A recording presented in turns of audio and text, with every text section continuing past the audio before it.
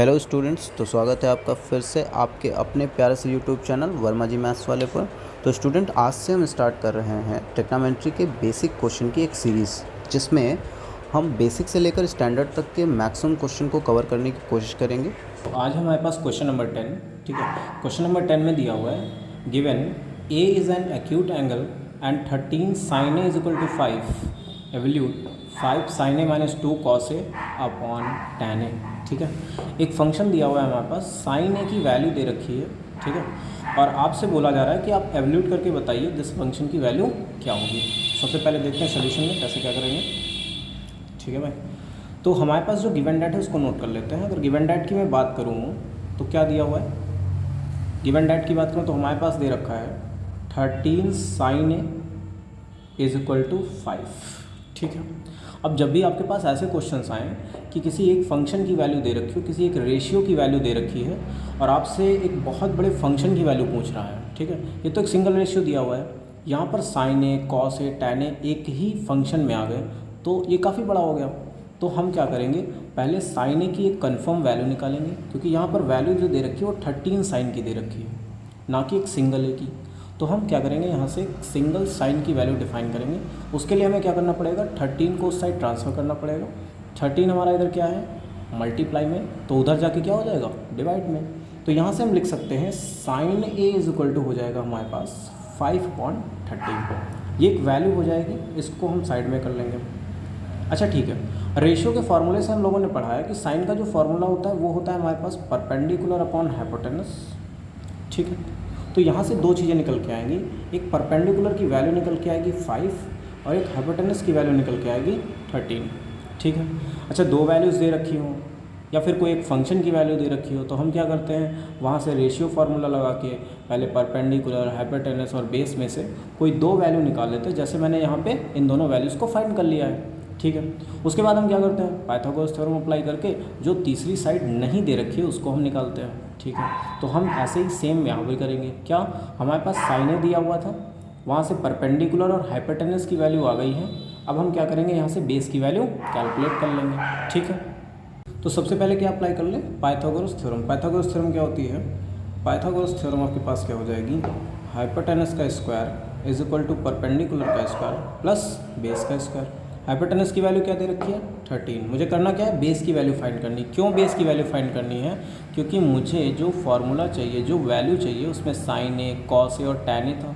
तो tan A और cos पे तो बेस का यूज़ रहता है, तो हम क्या करेंगे, पहले बेस कैलकुलेट कर लेंगे। अच्छा, एच का स्क्वायर दे रखा है, तो यहाँ पे 13 का स्क्वायर हो जाएगा। यहाँ पे परपेंडिकुलर का स्क्वायर है, परपेंडिकुलर की वैल्यू 5 है, तो 5 का स्क्वायर हो जाएगा प्लस बेस का स्क्वायर। और यहाँ से कैलकुलेट करेंगे तो बी स्क्वायर की वैल्यू क्या आ जाएगी, 13 स्क्वायर माइनस 5 स्क्वायर। क्लियर रहेगा। तो बी इज इक्वल टू कितना हो जाएगा, B square is equal to हो जाएगा आपके पास 13 का स्क्वायर यानी कि 169, 5 का स्क्वायर डैट मीन्स 25। 169 से 25 को सब्ट्रैक्ट करेंगे तो कितना बचेगा हमारे पास, 144, और स्क्वायर को ट्रांसफ़र करेंगे तो क्या हो जाएगा, रूट, और 144 का अंडर रूट क्या होता है, 12। क्लियर रहेगा। तो यहाँ से b की वैल्यू हमारे पास क्या आ जाएगी, b की वैल्यू आ जाएगी हमारे पास 12, ठीक है भाई। b की वैल्यू कितनी आ गई, 12 आ गई। अब हमें जिन जिन फंक्शन की वैल्यू यूज़ करनी है उन फंक्शंस को हम क्या कहते हैं, पहले कैलकुलेट कर लेंगे। एक तो फंक्शन हमें चाहिए कॉस ए, क्या चाहिए, कॉस ए, और कॉस ए की वैल्यू क्या होती है, बेस अपॉन हाइपोटेनस।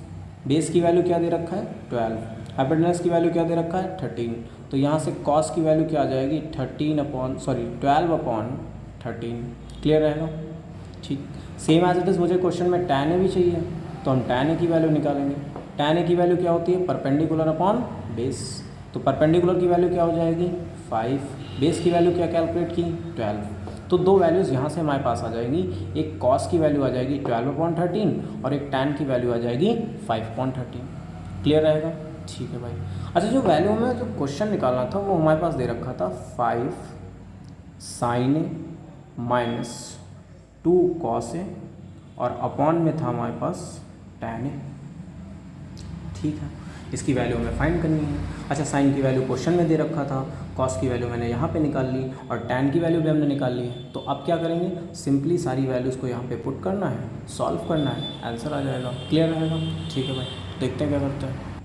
ठीक है, तो साइन ए की वैल्यू क्या दे रखा है, साइन ए की वैल्यू दी हुई है 5/13 पुट कर लिया, -2 कॉस है, कॉस ए की वैल्यू हमने क्या निकाली 12/13 हो जाएगा, और अपॉन में दे रखा है tan ए की वैल्यू कितनी हो जाएगी 5/12। क्लियर रहेगा। अब यहाँ से हमें क्या करना है, छोटी सी कैलकुलेशन आई है, इस कैलकुलेशन को हम सॉल्व करेंगे और आंसर हो जाएगा। सबसे पहले क्या करें, न्यूमरेटर को न्यूमरेटर से मल्टीप्लाई कर दें, यहाँ पे न्यूमरेटर को मल्टीप्लाई करें, देन आफ्टर हम एलसीएम ले लें, और एलसीएम में मुझे क्या दिखेगा 13 और साथ में tan के साथ 12 दे रखा होगा, रेसिप्रोकल करके कैलकुलेशन करेंगे और आंसर हमारा ईजिली आ जाएगा। ठीक है भाई, तो क्या करते हैं, हमारे पास दिया हुआ है, हमारे पास दे रखा है 5 × 5, न्यूमरेटर को न्यूमरेटर से मल्टीप्लाई करेंगे, 5 × 5 क्या हो जाएगा हमारा 25 हो जाएगा, क्या हो जाएगा 25, और अपॉन में कितना आएगा 13 माइनस 2 12 का कितना होता है 24 होता है, और अपॉन में कितना आ जाएगा 13, होल अपॉन में क्या दिया हुआ है 5/12। क्लियर रहेगा। ये दो फ्रैक्शन दे रखे हैं, सब्ट्रैक्शन में दे रखे हैं, दोनों का डिनोमिनेटर सेम है, तो न्यूमरेटर क्या हो जाएंगे इजीली सब्ट्रैक्ट हो जाएंगे, और 25 से मैं 24 को सब्ट्रैक्ट करूँगा तो कितना बचेगा हमारे पास 1, अपॉन में क्या दे रखा है 13, क्या दिया हुआ है 1/13, और होल अपॉन में दे रखा है 5/12। क्लियर रहेगा।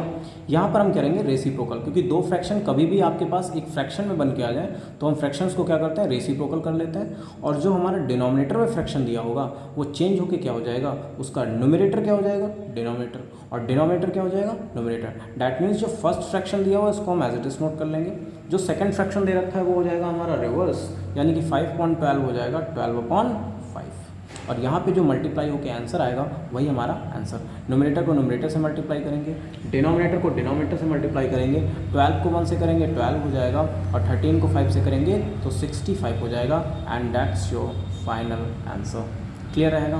क्या किया, मेरे पास एक सिंगल वैल्यू दे रखी थी साइन ए की, और साइन ए से मैंने क्या किया एक बहुत बड़े फंक्शन की वैल्यू निकाली है। ठीक है, और इतना आप ध्यान रखेंगे जब भी आपके पास ऐसे क्वेश्चंस आते हैं तो आप पहले क्या करेंगे, इजीली जो भी फंक्शंस वैल्यू में यूज़ हो रहे हैं, जो भी वैल्यू में कैलकुलेट करनी है, उसमें जितने भी रेशियो यूज़ हो रहे हैं उन रेशियो को आप इजीली पहले सॉल्व कर लेंगे, देन आफ्टर उसमें पुट करेंगे, और उसके बाद आप छोटी सी कैलकुलेशन करके क्वेश्चन को सॉल्व कर सकते हैं। क्लियर रहेगा।